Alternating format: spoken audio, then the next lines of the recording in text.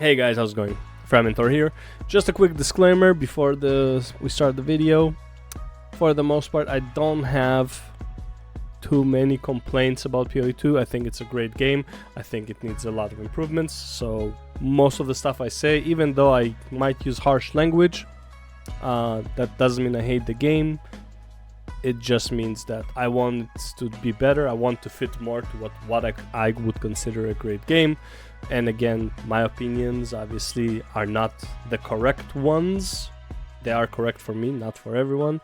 So I just want to say, take whatever I say here with a grain of salt. Know that I do love the game. I have 60 hours played on it at the moment of recording, less than a week in. And yeah, let's get on into the video. Let's start with the thing that I have the most problem with in terms of something for new players. I think Act 1, or more importantly, any new mechanic that is introduced in the game should have a tooltip. Something similar to in the beginning area when you're fighting the first mob, or that it gives you like, hey, use a potion, or hey, dodge roll. So stuff like that. I think the game should introduce do more of that for key mechanics, specifically debuffs. When you have a debuff that is very important for a boss mechanic, I think the game should tell you, hey, look over here, the top left corner, there's a debuff you should pay attention to. If not, you gonna die.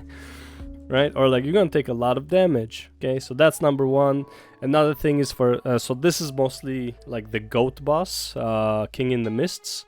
I think that is the first boss that has like an important debuff you should pay attention to when he summons the totems, and they start doing a debuff.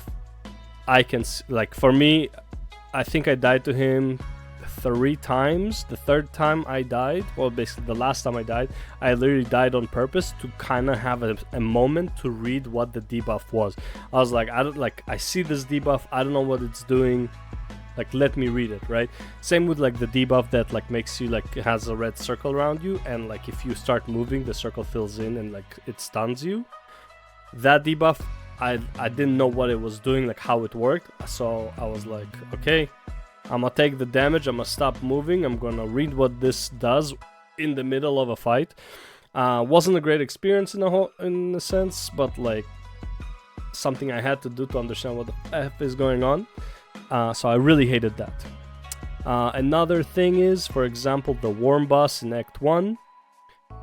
The fact that you can hide behind its tail, I guess you can call it tail, worm tail, to avoid projectiles, specifically the poison.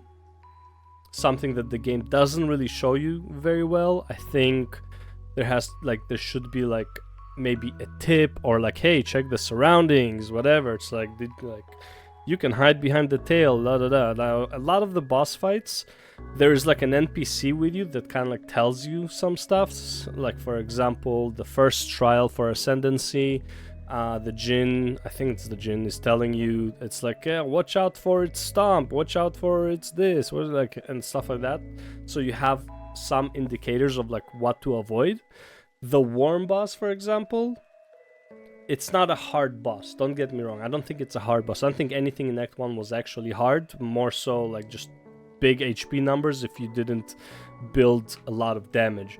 Nothing was really hard in Act 1. But I think these types of like teaching moments are missed on new players. So that is something that maybe PoE 2 can keep in mind. Kind of like maybe a bit slightly more hand holding to understand how mechanics in the game work, such as hiding behind like LOSing stuff, right? Same with like the last boss of the trial for Ascendance.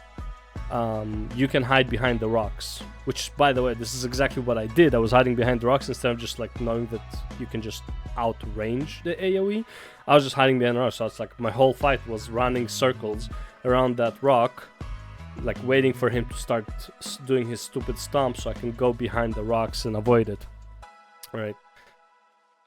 But like, you don't learn this, I don't think you learn this very well on your own, like LOSing. stuff like that, especially if you're a new player. So that is my first main problem. Let's move on to another pretty big problem.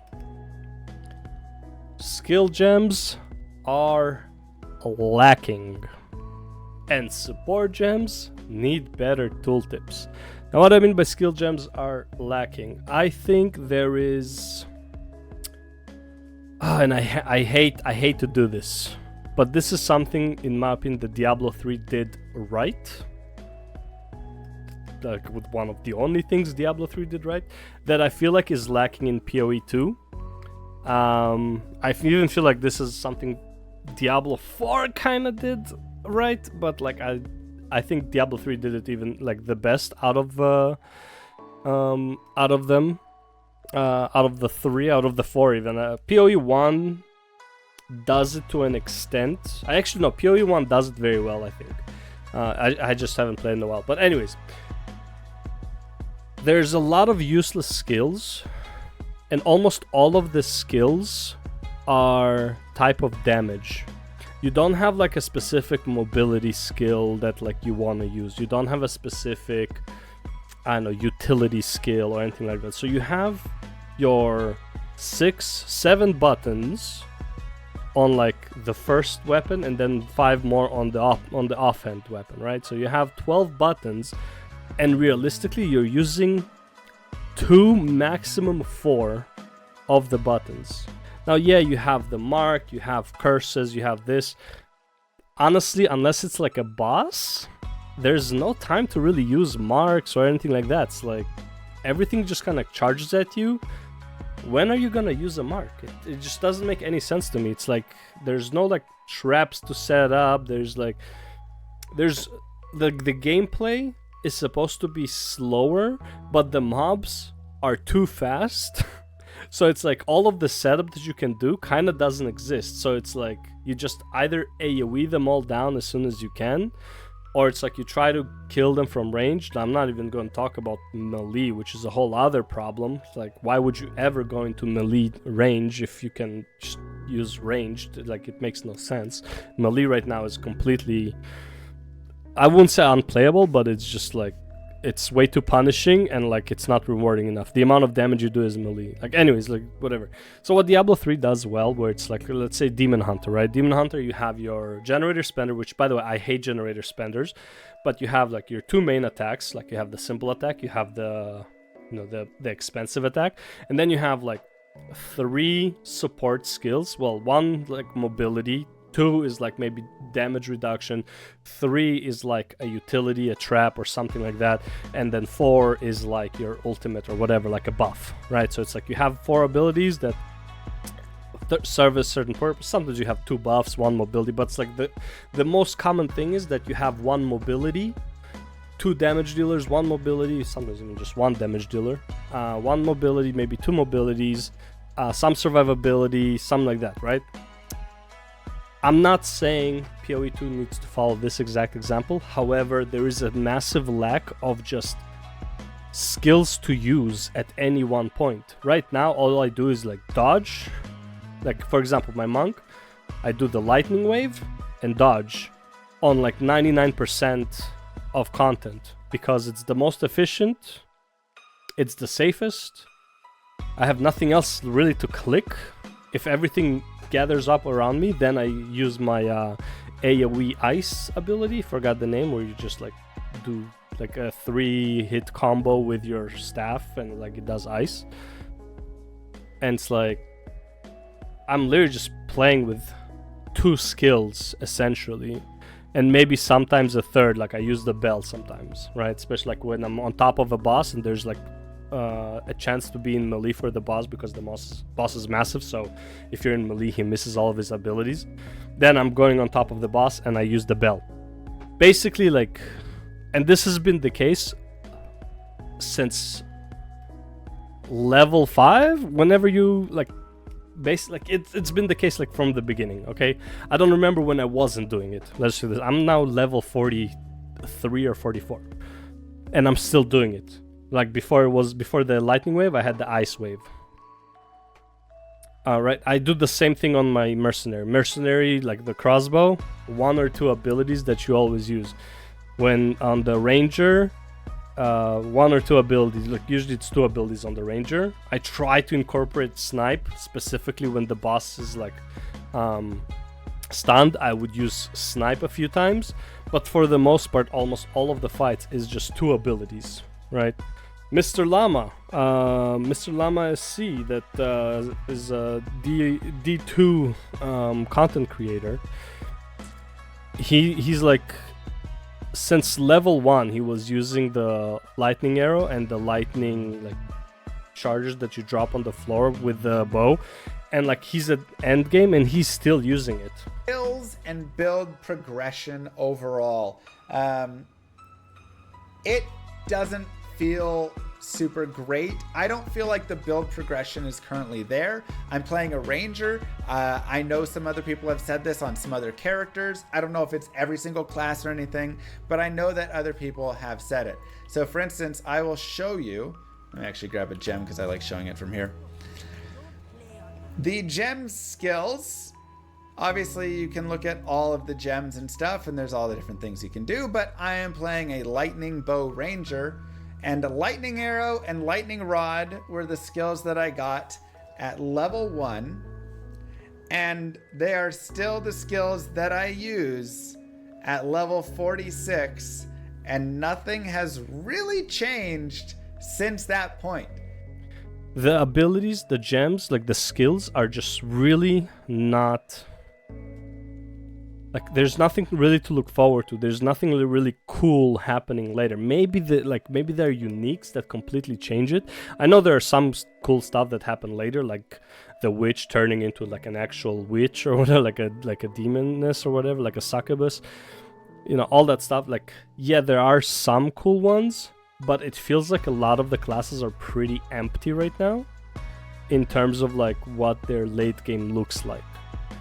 The one that looks the most complete would be the monk, but even the monk is lacking because monk, honestly, like I'm using a very similar build to what I was using when I just started. The only thing that changed is that I have more passive points and 1 ability changed. 2 abilities changed because I got a better version of them, but they're the same ability, they're just doing it a bit better. So I was like, okay. You know, instead of like the ice wave that hits at like the tip of it, I have the lightning wave that hits all across. Like, okay, that's better, right? And instead of like that lightning thing that you jump and hit, I do like the cold combo, which is like, okay, like it's slightly different, but yeah, right? There's not much to look forward to. I think the skills overall, even though there's so many of them, they're kind of lacking. Now I know there's like 4 weapons missing. Maybe like combining weapons later on will be better. Right now there's practically no reason to combine any weapon with an offhand. Like all the elemental and all the curses don't require a weapon realistically. So like if you want to be like a spellcaster plus anything else, just raise your int and you cast spells while using a bow or a crossbow or a mace or a quarterstaff, whatever, right? So like there's absolutely no reason to even do the 2 weapon build right now. I know this can change. We'll see how like the weapons that they add. I'm just saying that right now it feels real lacking. Another thing that I want to add was the support gems. The support gems, they need better tooltips. Forget the fact that a lot of the support gems are kind of like meh, right? That's okay, that's neither here nor there. Like maybe like they went conservative on them, like maybe they don't want them to be too strong. I don't know. 2 things that I don't like about it. One is that I can't use the same support gem on multiple other gems. Like what if I want to have multiple abilities that do multi-shot? I can't, which kind of sucks. It's like in the worst case scenario I have to like swap a support gem from like killing the trash, and then when I get to the boss I just move the support gem to a different skill because I need it there because I'm going to be using this skill for the boss.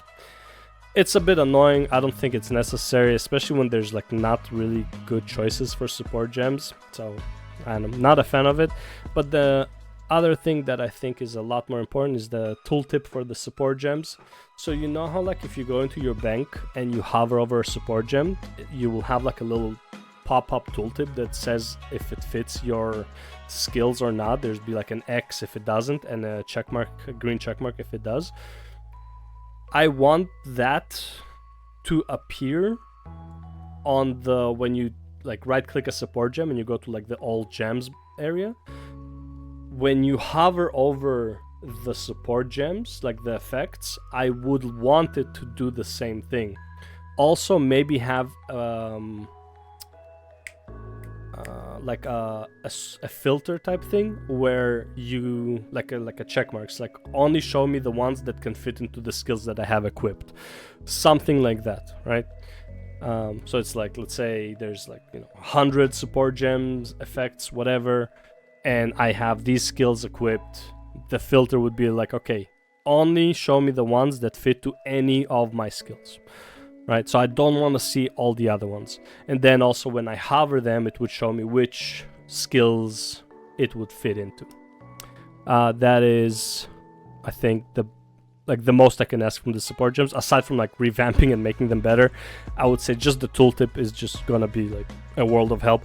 Also, I didn't even know that there's like you can put other support gems into your skills until way later. So when you click on a support gem for a skill, like you click on the skill that you want to support gem, it will give you an option like especially like level 1 will give you an option out of 3.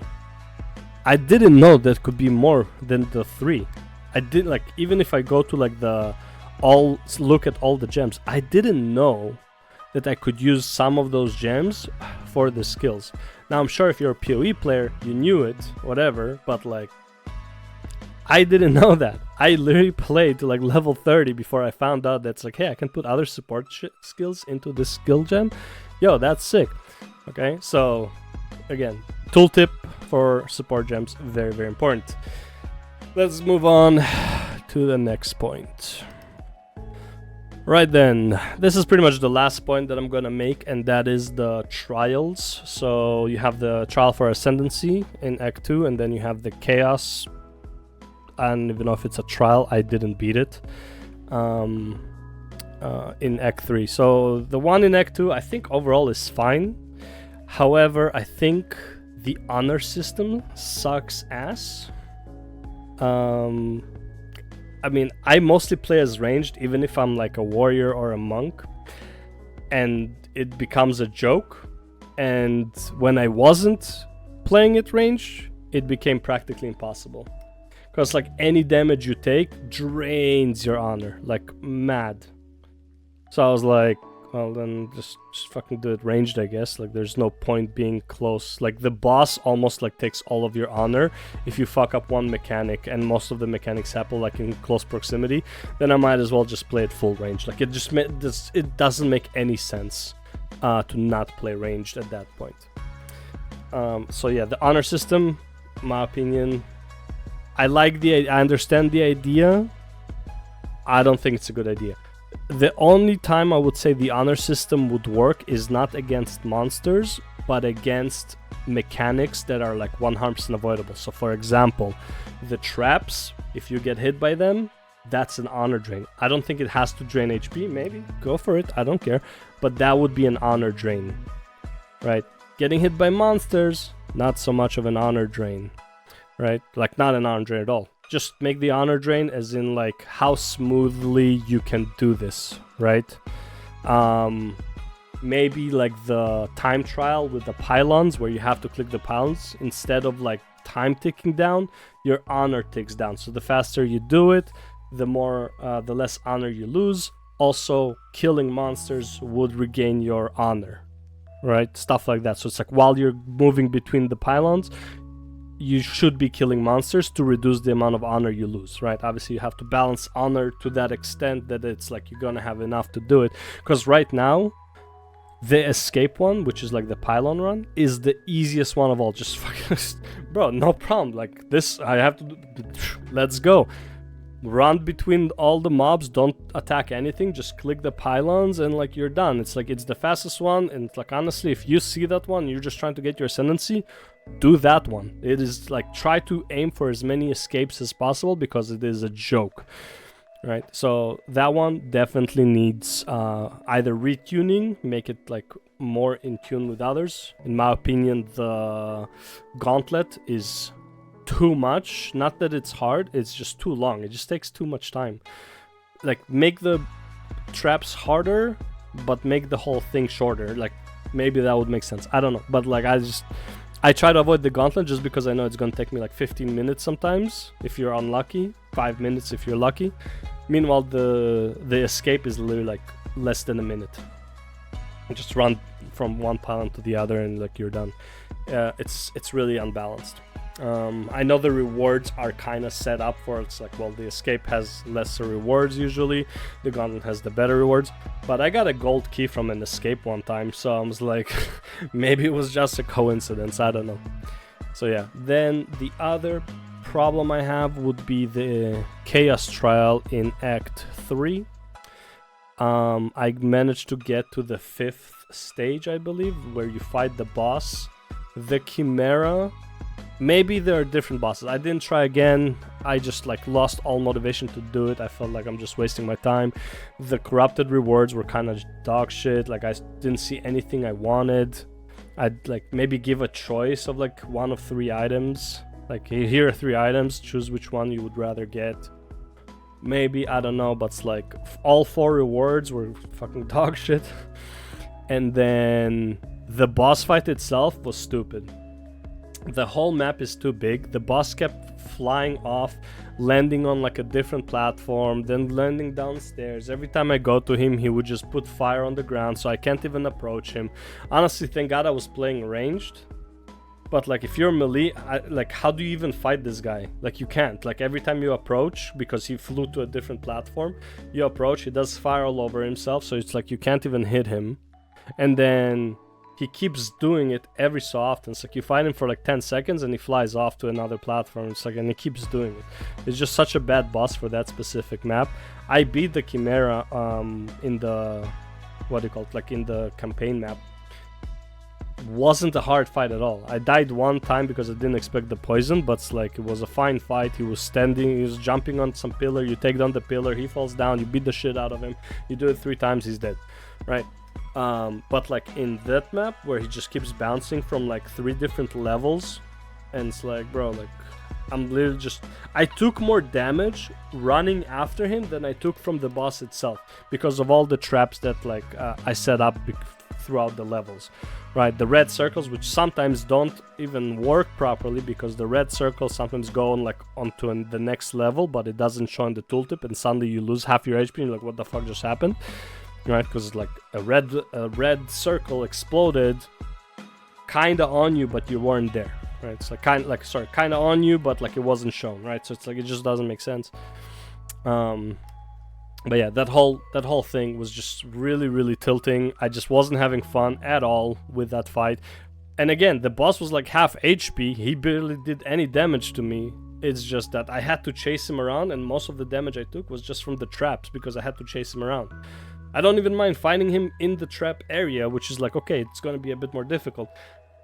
But like, let me fight the boss, like, instead of just like avoiding traps for an hour, right? Literally, I think I was there for like 10 minutes and it was just like nothing. Anyway, so far that is like, I know the last 2 were very specific, I think, but I think it's pretty important. I think the Chaos Trial was just a very bad experience overall. I am not looking forward to doing it ever. I did not find it fun at all. The Ascendancy Trial, I think, is fine.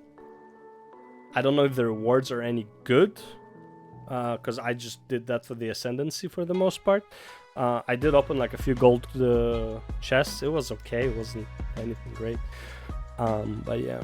And that was pretty much it. Now, there are other small stuff that like people are complaining about that I've seen, like people complaining about huge maps in Act 3. Personally, honestly, I didn't mind it at all. I found everything pretty easily. I wasn't looking for any like weird secret room or anything like that, because I look at the map and there's like, it doesn't dictate that there is any secret or any boss. It's like, all right, cool. So I'm just picking up these green things, which by the way make a sound when you're near them. Like you just hear like a ding or whatever, and it's like, oh, okay, like there's one nearby. So yeah, just pick them up, run around, put them in. I don't know. I didn't have a big problem with that. I spent less time in the huge maps than I did in like some of the smaller maps. But again, I feel like I'm very strong for that map or something like that, because like I was 1 to 2 shotting pretty much everything except for like yellow mobs. So it might be a damage thing. I understand the frustration with huge maps. I think there is a place for huge maps. I think I don't mind huge maps if it's like small part of the campaign, 1 or 2 maps here and there. It's like, I don't think it's a big deal. I think they could use the idea of huge maps to do like I don't know if I can call it heist type of things, but essentially like, let's say you have like a huge map, you start like somewhere in the middle, it's like a mini maze kind of thing, and like there's like not so much as a timer, but again similar to like the pylon activity, like the escape in the in the trial for Ascension. Similar to that, like you click on a pylon, it directs you towards a treasure and you have to get there fast. You have to go through like a bunch of mobs to get there. Not like not like PoE 1 type of mobs, but like chunky boys, small corridors. You have to kill them in order to go through. You have to do it fast enough in order to click on the next pylon, or door closes, you can't go on, and then you go back to the pylon. Okay, let's try the second room, the third room, the fourth room. Once you're out of rooms, pylon turns off and like get the fuck out. Okay. Like maybe an activity like that I think would be kind of cool, kind of like a time crunch. I know a lot of people like those like time intensive things, as well as like trying to like do big damage, but I still think it should be within reason of PoE 2. I don't want to turn to PoE 1 where you just like right click and everything blows up. That is completely why I'm not playing PoE 1 and why I'm playing PoE 2. Hopefully this game is a lot slower and makes more sense.